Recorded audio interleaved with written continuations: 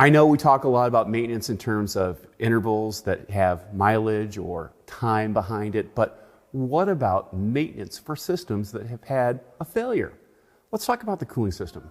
When a cooling system typically fails, it is due to a leak in the system to where everything is drained down, everything's got really hot inside, and the engine overheats. Well, inside the cooling system is a thermostat.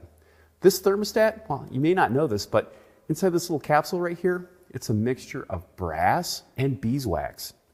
When the engine gets hot enough, well, that melts and it allows it to push against the spring and open up the thermostat so the engine is cooling fully through the thermostat.